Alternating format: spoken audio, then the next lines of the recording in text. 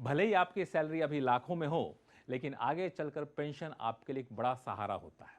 यही वजह है कि उम्र के एक पड़ाव के बाद हर किसी को पेंशन की टेंशन सताने लगती है। हर कोई चाहता है कि ज़्यादा से ज़्यादा पेंशन मिले। आज हम इसी मुद्दे पर बातचीत करेंगे।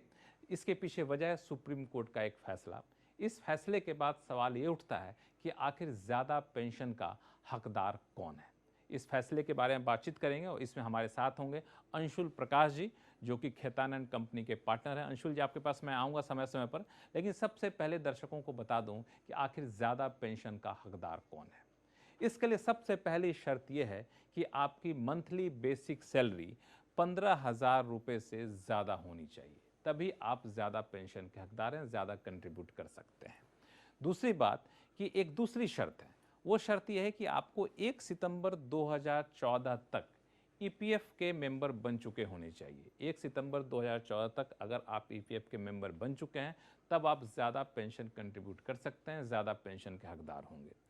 अगर इसके साथ ही साथ आपकी एक शर्त और है कि ज़्यादा पेंशन के लिए ईपीएस में सरकार ने जो 2014 में बदलाव किया था, उस बदलाव के प्रति अपनी सहमति देनी होगी। सहमति देंगे तभी आप ज़्यादा पेंशन के हकदार होंगे। और सहमति देने के लिए आपको सुप्रीम कोर्ट ने 4 महीने का वक्त दिया है।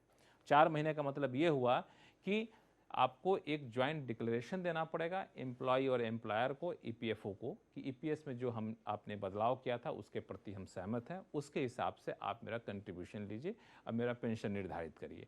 और इस ज्वाइंट डिक्लेरेशन देने की आखिरी तारीख जो है वो है 3 मार्च 2023।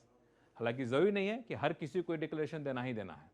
आप चाहें तो मत दीजिए, आप चाहें तो दीजिए, यानी ये एक महज एक ऑप्शनल है कि हमको नई स्कीम में शामिल होना है या नई स्कीम में शामिल नहीं होना। आप चाहें तो इससे बाहर भी रह सकते हैं। हालांकि अब सवाल ये उठता है कि सुप्रीम कोर्ट के इस फैसले के बाद जो एपीएफ के मेंबर हैं वो अगला कदम क्या उठाएं।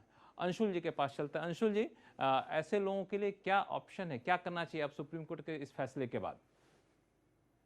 अगर मैं एक एम्प्लॉय हूँ, उपभोक्ता हूँ एम्प्लॉय पेंशन स्कीम का, ऑलरेडी 2014 से ही मेरी मेंबरशिप चल रही है और मैं ज़्यादा कंट्रीब्यूट करना चाहता हूँ इस फैसले के आने के बाद, तो पहली बात तो ये है कि अपनी तरफ से मेरे पास कोई ऐसा फॉर्मेट नहीं है कि मैं एम्प्लॉयर के पास जाके अपना डिक्लेरेशन दे दूं। प्लेन पेपर फॉर्मेट हो सकता है, लेकिन जैसा मैंने बताया कि इसका सिस्टम कैसे बना जाएगा, मैकेनिज्म कैसे होगा, कोई फॉर्मेट आ रहा है, बिकॉज ऐसा नहीं होना चाहिए कि हर एम्प्लॉय अपने हिसाब से कोई ना कोई कम्युनिकेशन कंपनीज के पास या एम्प्लॉयर्स के पास लेके जा रहा है। तो इन सब चीजों को अवॉइड करने के लिए ये उम्मीद की जाती है कि भविष्य निधि ऑर्गेनाइजेशन अपनी तरफ से एक सर्कुलर निकाले जिसमें एम्प्लॉयज के लिए और एम्प्लॉयर्स के लिए, दोनों के लिए प्रॉपर डायरेक्शन हो कि आप किस तरीके से ऐसे कदम उठाएं या ऐसे फॉर्मेट्स पे अमल करें जिससे सुप्रीम कोर्ट के फैसले को अमल में लाया जा सके। तो बिल्कुल, फिलहाल ईपीएफओ की तरफ से सर्कुलर का इंतजार किया जाए, लेकिन सवाल ये उठता है कि ज़्यादा पेंशन के लिए क्या हमें ज़्यादा कंट्रीब्यूशन देना होगा।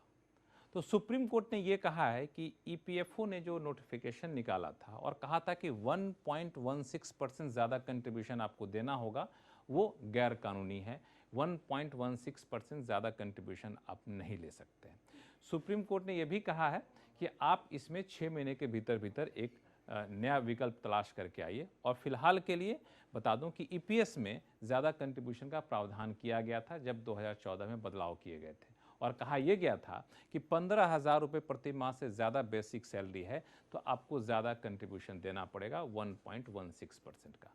अब सुप्रीम कोर्ट के इस फैसले के बाद सरकार को 6 महीने के भीतर बताना है कि आखिर इस ज़्यादा कंट्रीब्यूशन वाले प्रावधान के विकल्प के तौर पर हम क्या कुछ लेने वाले हैं। ईपीएफओ को एक विकल्प तलाश करके बताना है 6 महीने के भीतर। अब यहाँ सवाल ये उठता है कि ये जो ईपीएफओ ने जो 1.16% के अतिरिक्त कंट्रीब्यूशन पर रोक लगाई है सुप्रीम कोर्ट ने, उसके बाद क्या होगा। तो क्या जिन लोगों ने अपना कंट्रीब्यूशन दे दिया है पहले है, क्या उनको जो है वापस मिलेगा या नहीं मिलेगा? अंशुल जी, क्या हो सकता है ऐसे लोगों के लिए?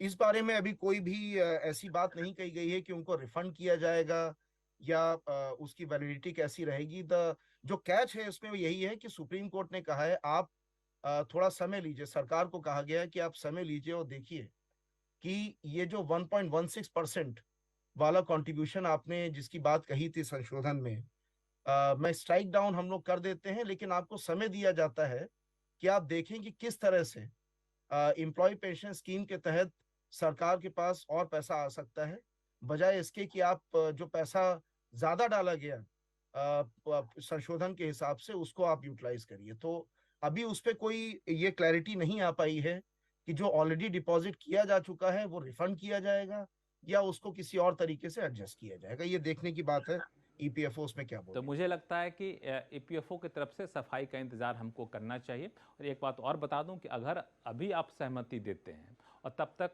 सरकार की तरफ से नया गाइडलाइन नहीं आता है एडिशनल कंट्रीब्यूशन के ऊपर, तो आपको 1.16% एडिशनल कंट्रीब्यूशन देना होगा, आगे चलकर एडजस्ट हो जाएगा। अब सवाल एक उठता है रिटायर होने वालों के लिए। जो लोग रिटायर हो चुके हैं उनका क्या? अगर आप 1 सितंबर 2014 से पहले रिटायर हो चुके हैं तो बता दूं कि आप ज़्यादा पेंशन के हकदार हैं, तभी अगर आपने नई स्कीम के प्रति अपनी सहमति दे दी है। यानी आपने सहमति दे दी थी कि नई स्कीम के तहत हम कंट्रीब्यूट करने को तैयार हैं, तो अब ज़्यादा पेंशन के हकदार हैं। जिन लोगों ने सहमति नहीं दी थी नई स्कीम को लेकर के, उनको इसका फायदा नहीं मिलेगा, ये बिल्कुल साफ कर दूं। यानी 1 सितंबर 2014 से पहले जो लोग रिटायर कर चुके हैं लेकिन नई स्कीम के प्रति अपनी सहमति नहीं दी है, तो फिर उनको जो है सो कोई फायदा नहीं मिलने वाला है कि आपको जो है सो इसके लिए एक्स्ट्रा कंट्रीब्यूट कर सकेंगे। बता दूं कि इसको लेकर के जो रिटायर होने वाले लोग हैं, जो 2014 के बाद रिटायर हुए हैं, उनका क्या होगा, एक सवाल ज़रूर उठता है कि 2014 के बाद रिटायर हो गए और उनकी सैलरी जो है सो 15,000 रुपये प्रति माह से ज़्यादा थी बेसिक सैलरी, उसको लेकर सुप्रीम कोर्ट चुप है। उस पर मुझे लगता है कि ईपीएफओ की तरफ से जब गाइडलाइन आएगी तो शायद ये सफाई निकल कर सामने आए कि 2014 के बाद जो लोग रिटायर हुए हैं, अगर वो नई स्कीम के तहत एलिजिबल थे तो क्या वो इसमें आ सकते हैं कि नहीं आ सकते हैं। अब एक सवाल उठता है पीएफ ट्रस्ट को लेकर के। दरअसल पीएफ ट्रस्ट एक बहुत बड़ा प्रावधान होता है, कई बड़ी कंपनियां इसको अपनाती हैं। पैसा तो ईपीएफओ में डालती हैं लेकिन एक पीएफ ट्रस्ट होता है। तो सुप्रीम कोर्ट का यह फैसला उन लोगों के लिए भी काफ़ी अहम है। उन्होंने कहा है कि जिनके अपने पीएफ ट्रस्ट हैं और ईपीएफओ में कंट्रीब्यूशन दे सक रहे हैं, तो वो इस नई स्कीम में शामिल होने की छूट अपने एम्प्लॉय को दे सकते हैं। ऐसे संस्थाओं को भी ईपीएस में जो बदलाव किया गया था उसको लागू करना होगा। तो बिल्कुल साफ हो गया है कि ज़्यादा कंट्रीब्यूशन का विकल्प अपने कर्मचारियों को देना होगा, भले ही उन कंपनी के पास पीएफ का ट्रस्ट हो, अगर वो ईपीएफओ में पैसा जमा करते हैं तो। ये एक बहुत ही महत्वपूर्ण मुद्दा है। अब सवाल ये उठता है कि जो लोग 2014 के बाद ईपीएफ के मेंबर बने हैं और अगर उनकी बेसिक मंथली सैलरी 15,000 रुपये से ज़्यादा है, तो क्या वो नई स्कीम में शामिल हो सकते हैं? ये बहुत ही महत्वपूर्ण सवाल है। तो अंशुल जी, इस सवाल का जवाब क्या दें दर्शकों को?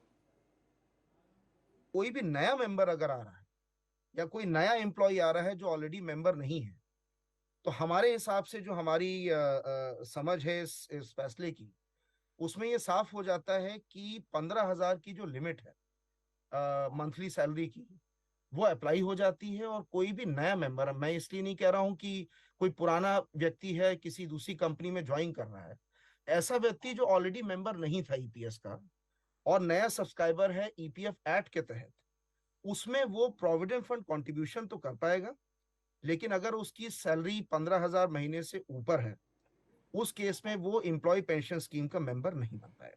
तो इनके लिए थोड़ी सी निराशा की बात है, जिनकी मंथली बेसिक सैलरी 15,000 रुपये से ज़्यादा है, वो ज़्यादा कंट्रीब्यूट करना चाहते हैं तो नई स्कीम में नहीं कर पाएंगे। ये अब तक जो सुप्रीम कोर्ट के फैसले का इंटरप्रिटेशन है वो ये है। ये सारी कहानी तो हो गई। अब हो सकता है आप लोग में से कई लोग ये जानना चाहते हो कि पेंशनेबल सैलरी का कैलकुलेशन होता क्या है। तो संक्षिप्त में बता दूं कि 60 महीने की, जी हाँ, 60 महीने की जो बेसिक सैलरी होती है उसका औसत निकाला जाएगा प्रति माह के हिसाब से। फिर उसको जितने साल आपकी सर्विस है उससे गुणा किया जाएगा और फिर 70 से भाग दिया जाएगा और जो निकलेगा वो आपको पेंशन के बराबर होगा।